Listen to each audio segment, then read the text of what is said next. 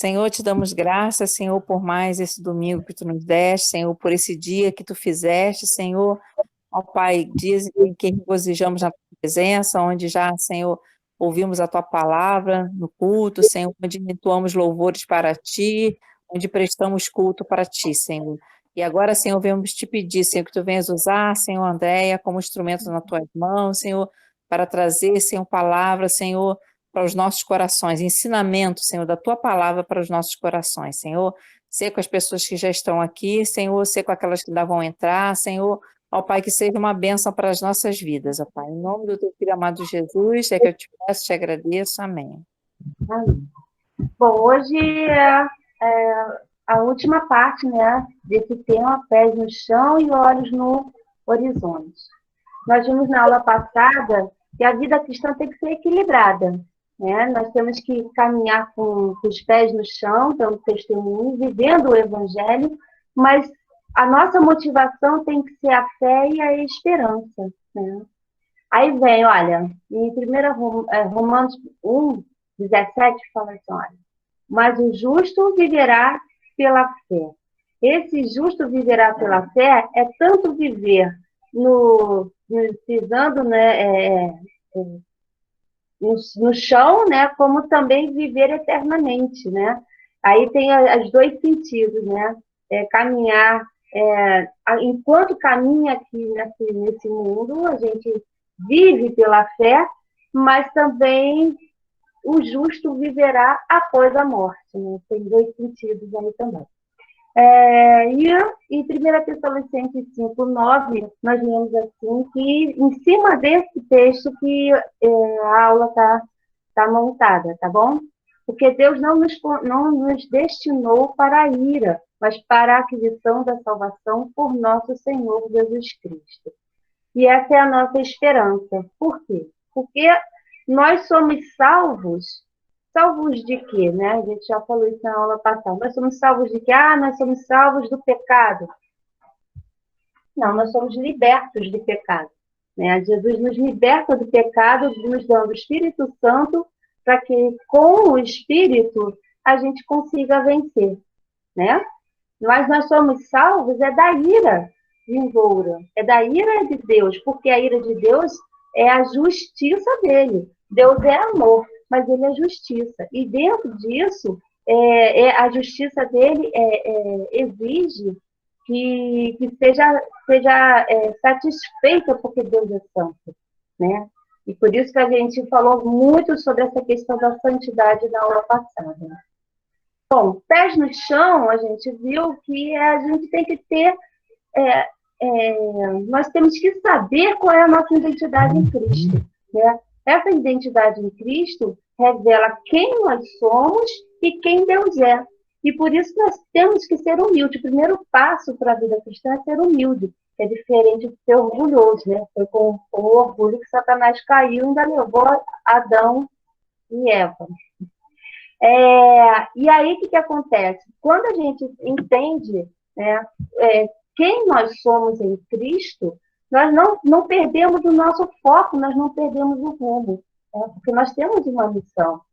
E o estilo de vida também é o que? A gente viver aqui na Terra, né, seguindo os valores e a ética do reino. E isso faz um processo de santificação, porque nós recebemos o Espírito Santo para seguir esses valores que são altíssimos, né, gente?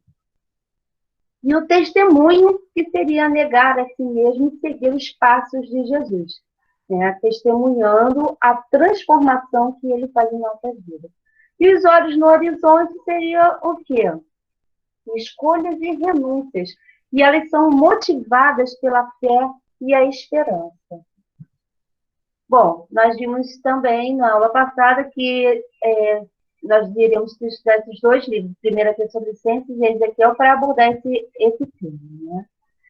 E nesses dois livros nós vamos ver que existe uma advertência para evitar a idolatria, né? Tanto o adultério carnal como também o adultério espiritual, porque nós somos a noiva de Cristo, né? E Israel era a noiva de Deus, né, no Antigo Testamento.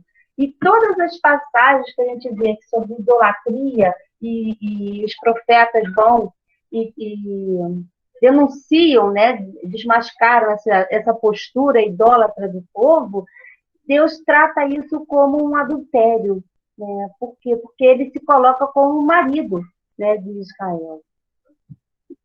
E a imoralidade. E sempre que o povo eles idolatravam, eles caíam na imoralidade que fazia parte da prática pagã desses povos. Bom, e vimos também que Tessalônica, apesar de ela estar inserida numa cidade que era extremamente pagã, né,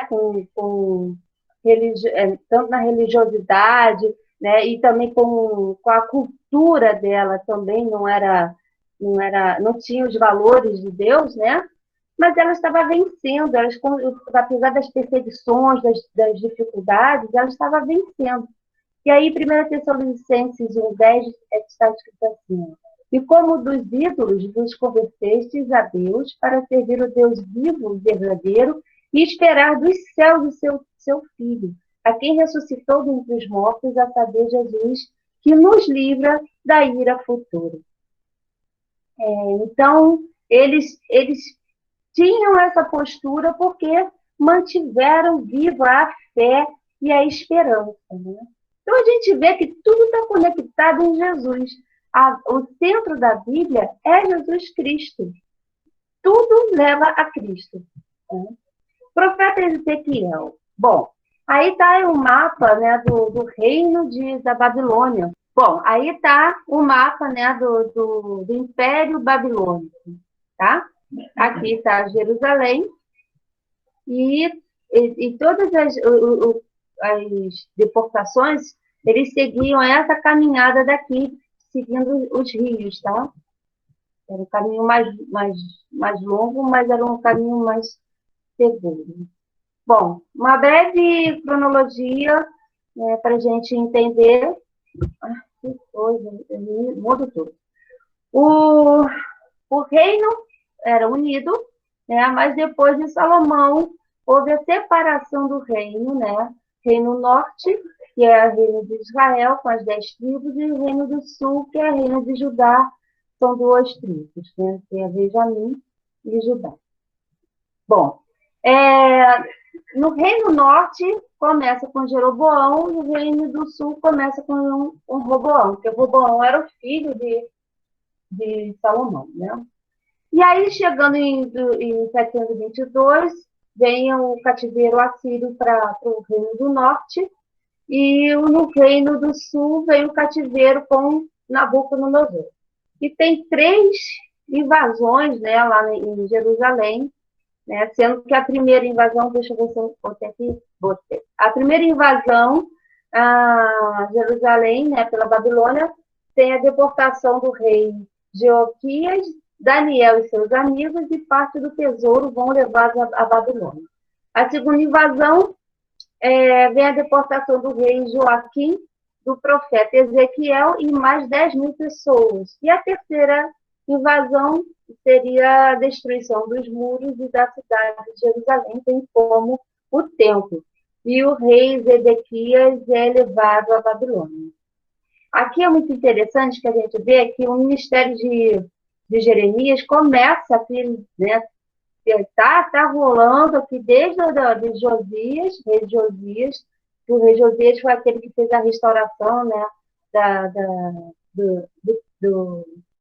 da religião, né, das crenças em relação a Deus, né?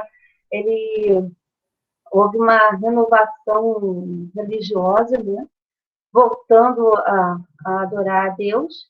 E aí vem Jeremias, né, a profecia de Jeremias, né? Todo esse período até aqui, né, vem Jeremias. Quando, na primeira invasão, né, da Babilônia, e leva Daniel, começa o ministério de Daniel também aqui. E de Ezequiel começa aqui, tá? Bom, a autoria do livro é Ezequiel, e que, assim, ele escreve sempre na primeira pessoa, a gente percebe isso, né? A data seria de 592 a 570, durante o cativeiro babilônico. E o propósito Ezequiel foi... Gente, o meu computador está sem o U, está percebendo, né? Tá uma beleza. Foi chamado por Deus para profetizar a geração de sua época, que era povo rebelde e sem esperança. Como profeta de Deus, foi encarregado de profetizar sobre o juízo de Deus, sobre os rebeldes e ímpios, mas também sobre a esperança de um futuro glorioso de restauração de paz e justiça. O ministério de Ezequiel tem como foco fortalecer os corações com a palavra que revigora o povo escolhido para mudar o presente, trazer arrependimento e conversão, e para manter a esperança com os olhos nas promessas de um futuro glorioso de Israel. Bom, o nome Ezequiel já diz isso, né? Deus fortalece. Então, ele veio com a sua mensagem para fortalecer a fé e a esperança. Tudo acontece, a primeira visão que ele tem, né, é aqui no rio Quebar, né? Lá ele começa o seu livro já em cativeiro babilônico. Bom, ele é de uma linhagem sacerdotal, mas é chamado para ser profeta. Interessante que os sacerdotes eles tinham uma certa prestígio, né, em relação ao povo, mas profeta não era bom, não. O profeta vinha com a mensagem de Deus e às vezes muitas das vezes o povo não gostava, né? E a sua mensagem era tipo teatral, ele tinha que encenar, né? Ele passava a mensagem encenando, né? Praticamente toda a situação que Israel teria que viver, né? Bom, seu chamado, ele primeiro vê a glória de Deus, né? A glória de Deus estava próxima a ele, apesar de que ele estava em cativeiro, e isso que dizia que estava longe do templo. Né? Por quê? Porque a glória de Deus saiu do templo por conta de tanta idolatria e tanta maldade que estavam fazendo no templo. Então ele ouviu a palavra e meditou nela, quer dizer, ele come do rolo. Então, e com isso, ele estava o quê? Apto a ser atalaia. Então, ele ouve um chamado, né, para ser atalaia. E o atalaia é aquela pessoa que alerta o povo do perigo iminente. Divisão do livro. A primeira parte tem as visões das profecias e algumas visões fazem até paralelos com o Apocalipse, né? Algumas coisas, né? Tipo os querubins, né? Gog e Magog, né? O comer do livro também, a Nova Jerusalém, a água da vida. Então, alguns paralelos com o livro de Apocalipse. E advertem sobre o juízo iminente. E a segunda parte são as promessas de restauração de Israel, né, o anúncio do futuro glorioso do reino de Deus na história. E isso tudo revela a soberania de Deus na história. Como Deus, ele, apesar de que deixa o homem escolher a sua vida, né, mas ele é soberano sobre todas as coisas. Nós temos responsabilidades naquilo que a gente escolhe, né? O tema-chave é demonstrar reverência pelo nome de Deus e a sua glória.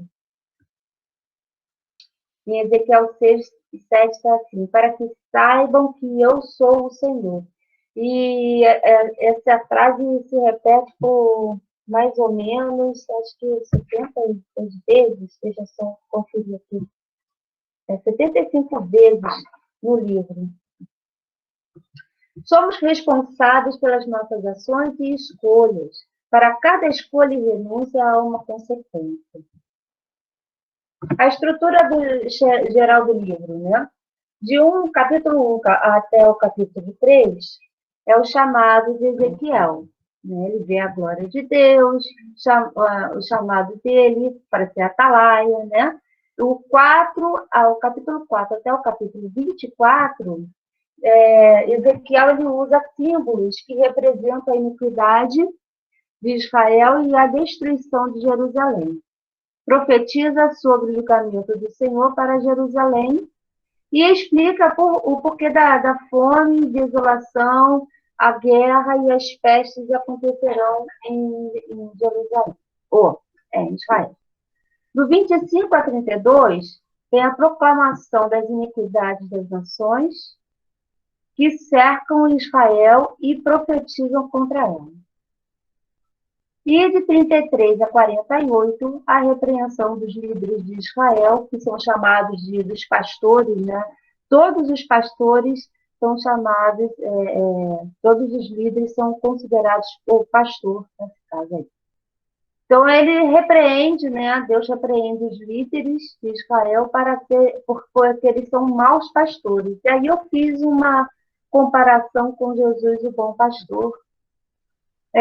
Visão da restauração de Israel nos últimos dias, promessa de reunir Israel e levar de volta para a sua terra, seria um êxodo, né? Segundo o êxodo aí. E o bom pastor, né? Eu sou o bom pastor dá a vida pelas suas ovelhas. Aí está em João 11.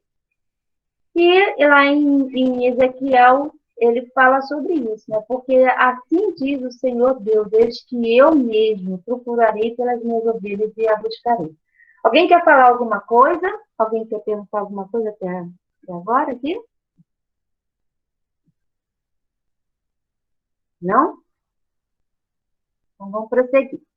Quem quiser pode falar, tá, gente? Pode interromper. Bom, pecados de Israel, e a gente pode trabalhar com os pecados atuais, né? Vamos fazer esse paralelo aí.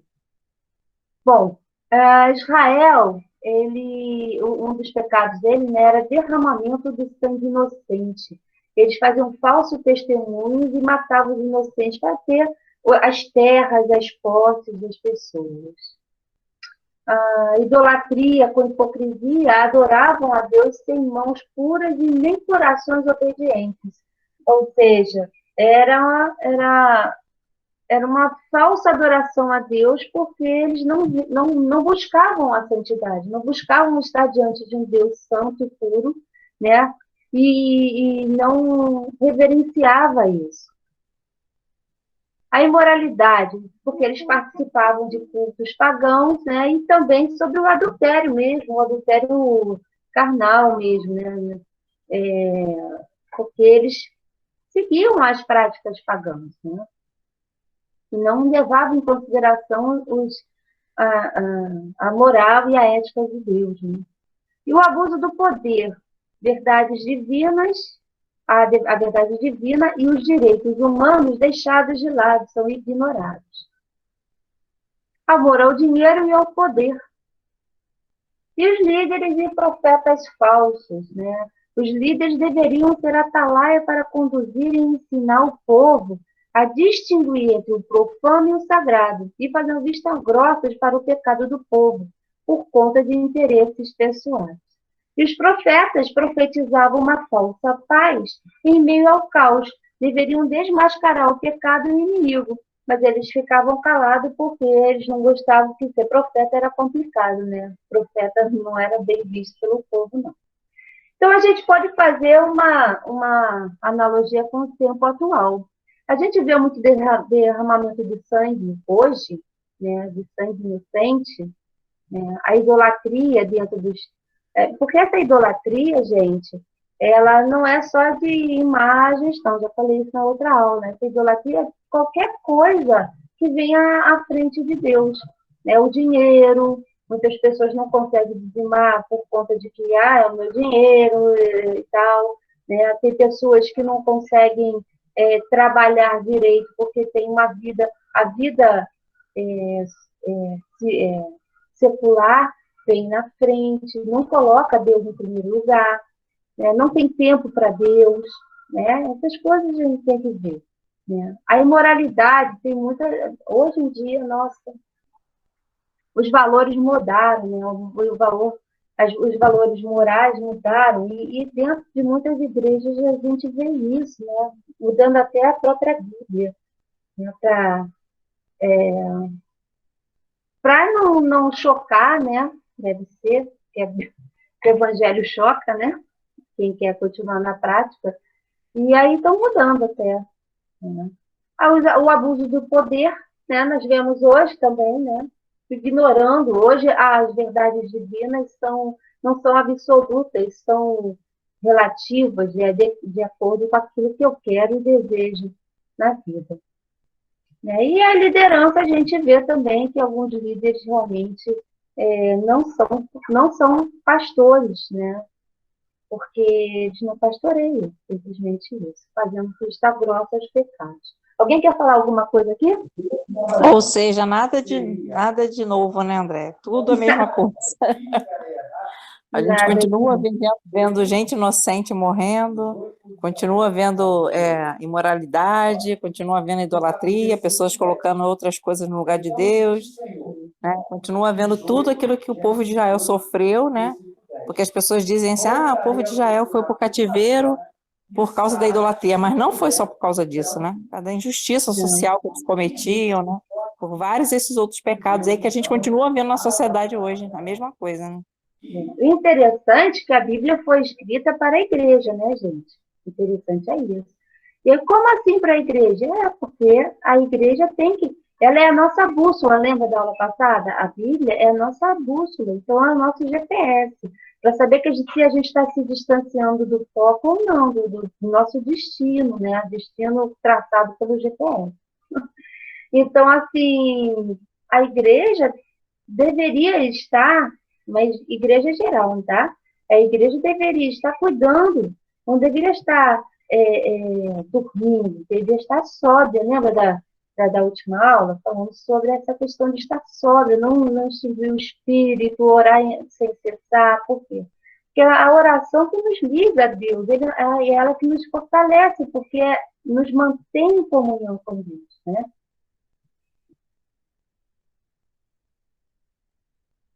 Bom, com isso, lembrando que Deus é santo, diante de todas essas coisas, nós temos que o quê? Prestar contas.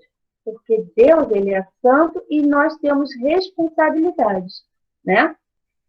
Então, com isso, no livro, a gente vê que primeiro juízo foi a dispersão, né? Foi o exílio. Israel foi levado cativo. Israel também, né? Judá, no caso aqui. Judá foi levado cativo para a Babilônia. O segundo foi o fogo, que seria a destruição da cidade de Jerusalém e do templo, né? Que eles levavam tanto em consideração e até isso eles foram tirados da sua pátria e depois perderam aquilo que eles acharam de mais importante, até acima de Deus, né? E depois a ira do Senhor, que é o cálice da justiça de Deus. Aí trabalha sobre as duas prostitutas, que é interessante ver isso. Vamos lá, Ezequiel 23. Gente, eu não li todos os versículos que eu apontei, mas eu posso deixar esse PowerPoint aí para vocês, não sei como a gente faz, mas nós podemos ver. Porque é muita coisa, tá? Então, fala assim, olha, do Ezequiel 22, 17 a 22. Alguém quer ler?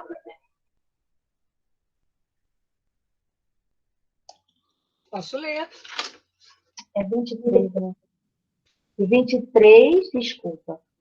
É de 23, aí vem 22, aí depois 30 a 37. 22. Ezequiel 22. Isso. Chegando lá. 22. 22 o quê que você falou? Não, é 23, 22. Ah, tá.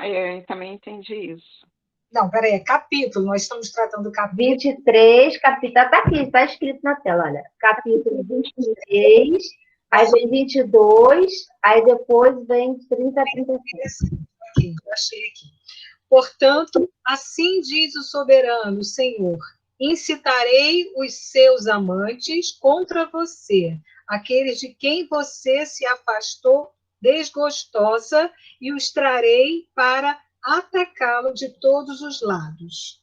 Interessante que isso acontece também lá em Apocalipse, lembra disso? Com a igreja de Tiatira, né, que fala, se não voltar, não deixar seus amantes, você vai passar vergonha com eles, né? Uhum. Pode continuar. É 30 e 37 ou ao 37? Ao 37. Porque você desejou ardentemente as nações e se contaminou com os ídolos delas. Você seguiu pelo caminho de sua irmã. Por essa razão, porém o copo dela nas suas mãos. Assim diz o soberano, o Senhor. Você beberá do copo de sua irmã, copo grande e fundo. Ele causará riso e zombaria, de tão grande que é. Você será dominada pela embriaguez e pela tristeza, com esse copo de desgraça e desolação. O copo de sua irmã Samaria. Você o beberá, engolindo até a última gota. Depois o despedaçará e mutilará os próprios seios. Eu disse, palavra do soberano, o Senhor. Agora, assim diz o soberano, Senhor, visto que você se esqueceu de mim e me deu as costas, você vai sofrer as consequências de sua lascívia e de sua prostituição.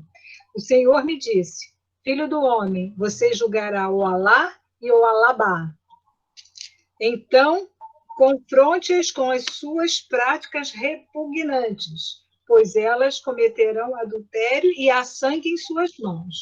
Cometeram adultério com os seus ídolos e até os seus filhos, que elas geraram para mim, sacrificaram aos ídolos. Por aí. Então, mostra como é que Deus ficou indignado. E aí fala assim, por que Deus vai entregar nas mãos? Não, é praticamente assim, Deus se afasta, né? Porque quem faz aliança com homens tão ruins, o que vai esperar? Maldade, né? Crueldade. Então, quando a gente coloca a nossa esperança em homens, né? A nossa esperança, nossa solução, nosso socorro vem de homens, mas os homens são falhos. Se a gente colocasse na mão de Deus, Deus é santo, puro, bondoso, né? Então, por conta disso, a justiça de Deus é essa. Você escolhe o seu caminho. Você escolheu eles, então agora eu vou entregar vocês a eles. E não foi bom, né? Não, nada bom para eles, né? Bom, e aí trazendo essa ideia do cálice, né? O cálice da ira de Deus, eu estou colocando aqui aquela passagem que Jesus, antes de Judas traí-lo, né? Ele está em oração, né? E ele ora exatamente assim, ó. E indo um pouco mais para diante, prostrou-se sobre o seu rosto, orando e dizendo: meu Pai, se é possível, passe de mim este cálice. Todavia, não haja, faltou H aí, gente, como eu quero. Não haja, não. Haja de haja. Mas como tu queres. Né? Ou seja, este cálice é o cálice, né, da justiça de Deus. Por quê? Porque Jesus, ele na cruz, ele simplesmente toma as nossas culpas, né? E aí, quem é culpado sofre a ira de Deus, né? O pecador vai sofrer a ira de Deus, só que ele não era pecador. Ele tornou-se maldição, ele tomou sobre si nossas culpas. Mas a fidelidade, agora a gente vai trabalhar sobre a fidelidade de Deus. Que também é a segunda parte desse livro de Ezequiel, né? As nações inimigas serão julgadas, é do capítulo 25 a 32, e a restauração de tudo, né, de Israel, é de 33 a 48. Restauração e ressurreição. Aqui eu estou fazendo a ponte com o livro de Tessalonicenses, né? Que a gente trabalhou essa ideia lá no Tessalonicenses, porque o povo estava sendo perseguido, lembra disso? E muitos estavam morrendo. E aí a questão era, para onde vão esses que morreram, né? Aceitaram a Jesus e morreram nessa perseguição, nesse martírio todo aqui de Tessalônica, né? E aí, Paulo responde, né, que no final dos tempos, né, os que morreram, estão dormindo, né, em Cristo, vão ressuscitar primeiro, e depois verão os que estão em Cristo vão receber um novo corpo, né, todos glorificados, vão encontrar com Cristo nos céus, né. Então, falando sobre isso também, a gente vê essa mesma ideia em Ezequiel 37, no Vale dos Ossos Secos, né? A restauração do corpo e o fôlego da vida. E aí está a imagem. Vamos lá, deixa eu ver aqui. Ezequiel 37.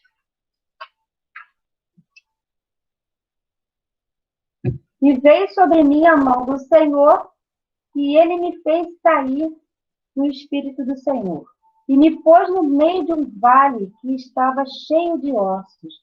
Me fez passar em volta deles, e eis que eram muito numerosos sobre a face do vale, e eis que estavam sequíssimos. E me disse: Filho do homem, porventura viverão esses ossos? E eu disse: Senhor, tu o sabes. Então me disse: profetiza sobre estes ossos, e disse: ossos secos, ouvi a palavra do Senhor. Assim diz o Senhor Deus a estes ossos: eis que farei entrar em vós o Espírito e vivereis. E porei nervos sobre vós, e farei crescer carne sobre vós estenderei pele. E porei em vós o Espírito, e vivereis, e sabereis que eu sou o Senhor. E aqui vem, né, no 12, versículo 12, ó.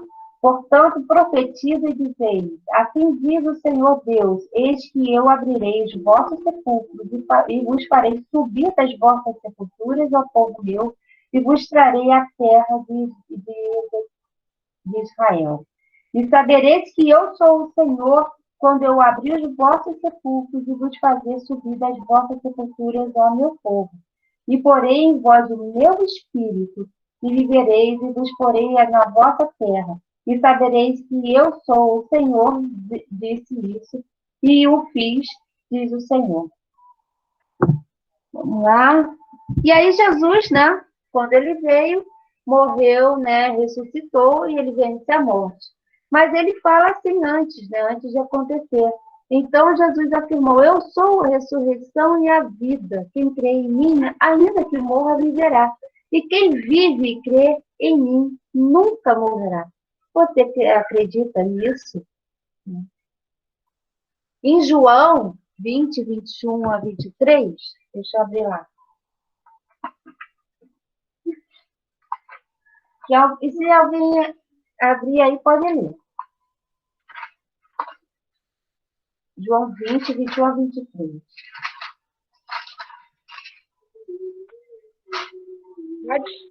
Pode.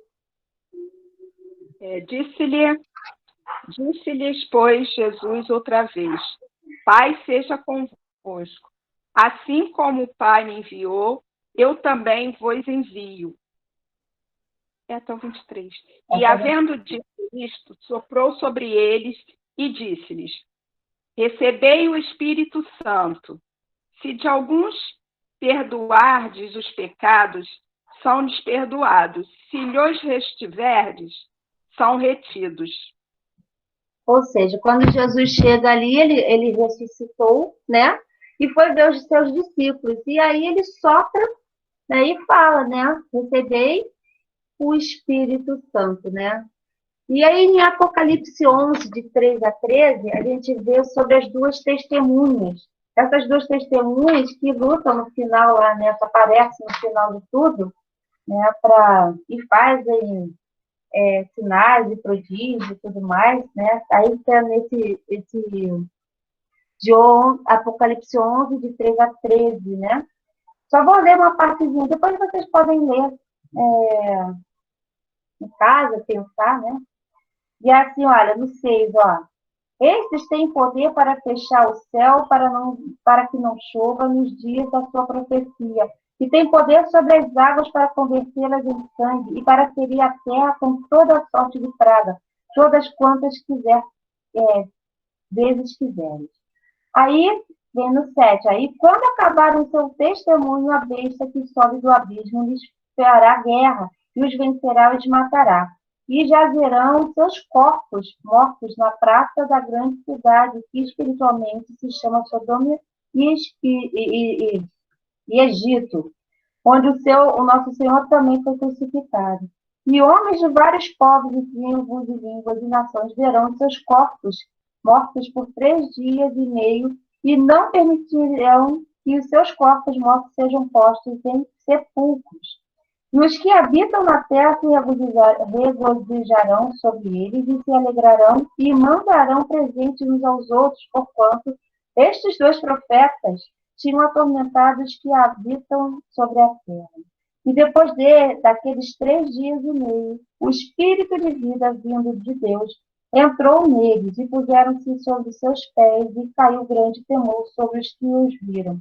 E ouviram uma grande voz do céu que lhes dizia: subi para aqui. E subiram ao céu em uma nuvem, e os seus inimigos os viram. Interessante que aí mostra, né, que essas 2 testemunhas, tem várias ideias sobre essas 2 testemunhas. Eu creio que essas 2 testemunhas é a Igreja de Cristo, né? Não são 2 pessoas, mas elas vêm pelo mesmo espírito, vamos dizer assim, né? De Moisés e Elias, né? Tanto que tem esses prodígios e esses sinais todos, mas é a ressurreição, né? E vem um espírito sobre eles e põe de pés e ouve a voz do céu que lhes dizia: suba para aqui. Então, encontrarão, bate exatamente com o que Paulo fala, né? E subirão aos céus, encontrarão Cristo nas nuvens, né? Bom, então a gente vê que em 1 Tessalonicenses e Ezequiel, né, existe a advertência de manter a fé e a esperança nas promessas de Deus. Manter um relacionamento puro e santo com Deus. Honrando essa aliança de amor, né, de fidelidade. E como é que se honra isso? Né? Buscando a santificação, sempre lembrando que Deus é santo e soberano sobre todas as coisas e nós vamos ter que prestar contas. Né? Então, de acordo com a 1 Tessalonicenses, mostra que o princípio de tudo é entender que Deus é santo. Então, nós temos que evitar a idolatria, a imoralidade, a prostituição, o adultério, as injustiças, falsos testemunhos, a incredulidade, tudo isso desagrada a Deus. E ter a certeza de um futuro glorioso do reino de Deus, que triunfa sobre toda a terra e é eterno. O reino de amor e de justiça e paz. Que Jesus vem, né, na volta de Cristo, né, e ele vai concretizar esse reino. Bom, e aí a gente conclui percebendo que Jesus é a maior prova de fidelidade e amor de Deus. Porque ele veio cumprir as promessas de restauração, veio nos substituir da morte, né? Ele morre no nosso lugar, veio levar as nossas culpas, porque ele toma o cálice da justiça de Deus, levando as nossas culpas, né? Trouxe a salvação, a libertação e o resgate, venceu a morte, nos oferece a vida eterna, nos oferece o Espírito Santo, que é o fôlego da vida, para todo o nosso processo de santificação, visando o nosso relacionamento com Deus. Renovou a aliança, a nova aliança, e voltará para nos buscar e nos levar para o seu reino de justiça, paz e amor. Ali todos os remidos em seu sangue cearemos juntos. Nós reveremos nossos amados ali juntos. Vai ser um dia maravilhoso.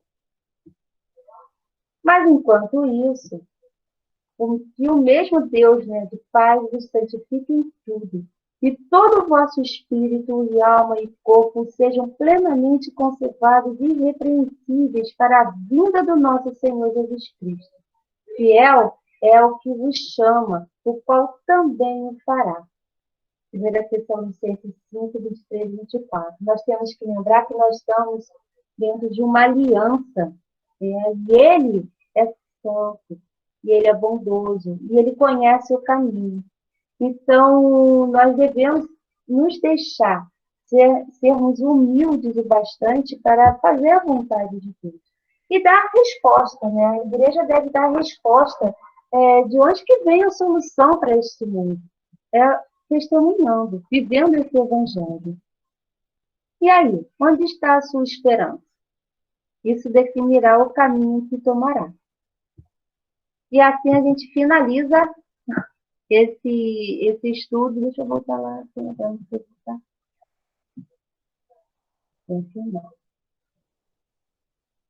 Isso. Oi. Alguém quer falar alguma coisa? Quer acrescentar alguma coisa? Hoje foi rapidinho, gente. Ó, tentei fazer uma coisa mais leve. E aí? E aí, Daniel, quer falar? Wanda? Eu posso. Eu só tenho uma diquinha básica só, né? Nada demais, não.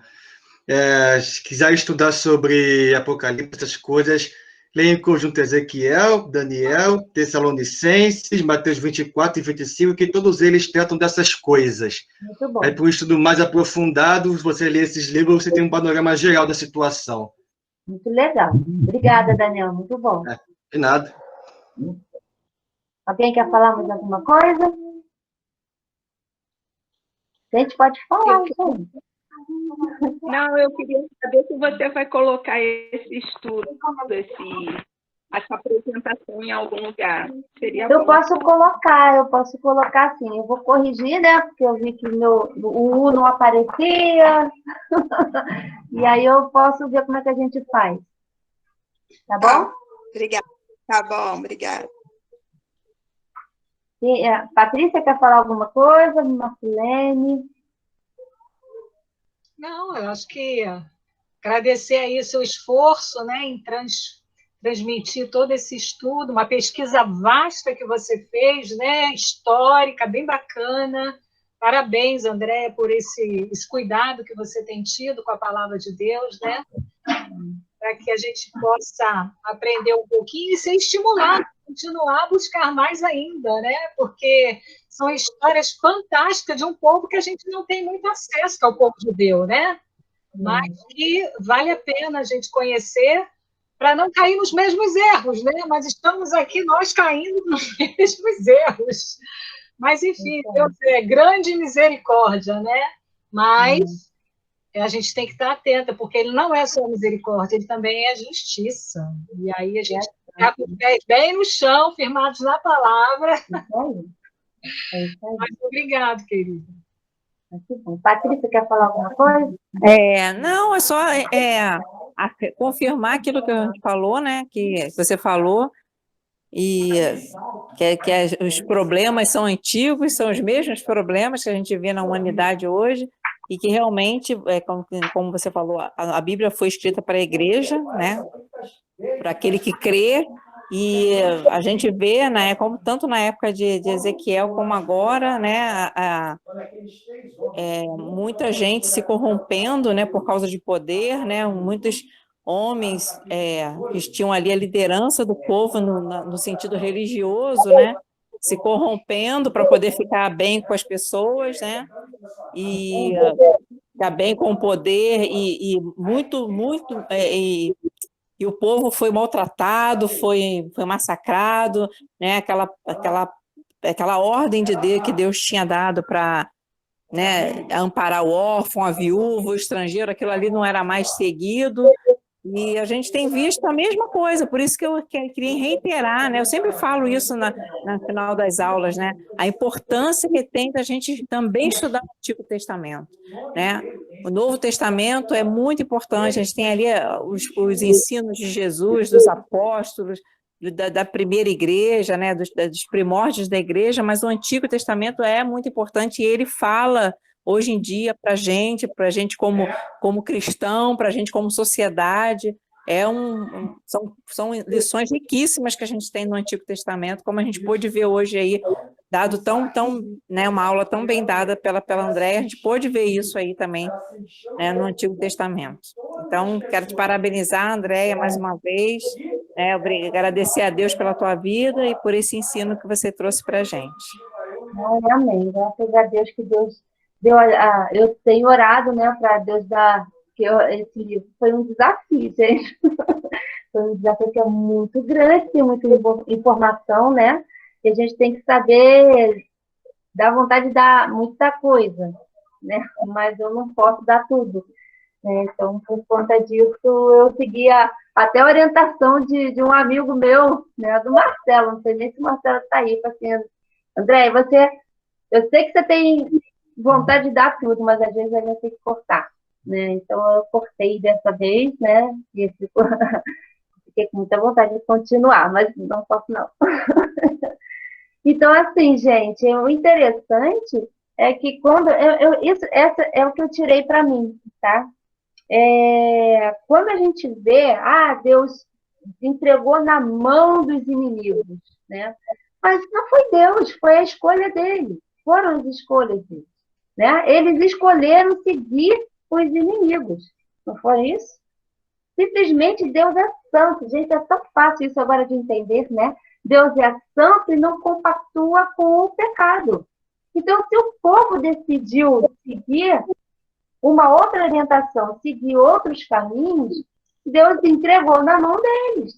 Ponto. É sobre isso. Não que Deus é um Deus horroroso e tudo mais. Não, porque ele vai deixar o quê? Deus, quando fala aquilo, vocês vão passar vergonha e tudo mais, porque Deus é onisciente. Ele sabe do que vai acontecer, né? Mas ele decide o quê?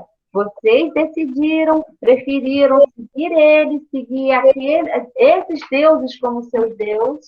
Então, assim, vocês decidiram. Então, eu deixo vocês na mão deles. Como ele falou, né? Que o povo deixou a fonte de água da vida e cavou para si cisternas rotas, né? Então é como se Deus falasse: vocês gostam tanto desses ídolos, então vai lá morar na terra deles lá, ó. É isso aí, né? Então, até porque Deus avisou, mandou profeta, atrás de profeta. Ele falou o que aconteceu. O povo não quis dar ouvidos, né? Não foi por falta de aviso. Pois é, e isso acontece hoje, continua acontecendo hoje. Estão no caminho errado. Volta, gente, retrocede. Não é ruim retroceder, às vezes a gente está indo no caminho errado e isso revela que a gente tem sabedoria, né? Estamos indo, é difícil voltar, lógico, é difícil voltar, mas é necessário. O mais difícil é se você continuar no caminho. Né? A gente sabe que o final disso é morte, né? Então, gente, finalizamos aqui esse estudo. O próximo vai ser Marcilene, né, Marcilene? e vamos orar, então? Vamos fechar com oração? Você quer orar, Marcilene? Vamos orar com alegria. Querido Deus, nós louvamos o teu nome, que a tua palavra às vezes é tão clara para nós, e mesmo assim deixamos de observar tantas coisas no nosso dia a dia. Por isso, em nome de Jesus, e peço que o Espírito que habita em nós possa nos incitar, nos estimular todos os dias, estar alertas, ó Pai, para que nós não caiamos nas armadilhas de Satanás, da carne, do pecado, Pai, nem do mundo, porque eles querem nos distanciar do Senhor. Por isso, nós te pedimos que possa estar sobre nós uma unção dobrada do teu Espírito para que estejamos cada dia mais inclinados a fazer a tua vontade e honrar o teu nome, para que os nossos pés possam estar fincados na palavra, pois ela é a verdade, ó Deus. Ajuda-nos a caminhar, porque essa caminhada não é fácil, mas o Senhor está conosco e sabemos que ao final dela o Senhor estará lá também, para nos receber dentro do teu reino eterno. Por isso, coloque em nós um coração sedento por aprender a tua palavra. E glorificamos por esses professores que temos, Andréia, Patrícia, Márcio, todos que nós temos hoje em nossa igreja, que se dispõem a compartilhar e estudar o que têm aprendido. Louvamos o teu nome por eles e agradecidos somos. Em nome de Jesus. Amém. Amém. Beijo, gente. Amém. Muito obrigada, viu? Tchau, gente. Valeu, André. Amém. Valeu. Tchau. Gente, tchau, boa semana. Boa semana. Boa semana. Um abraço.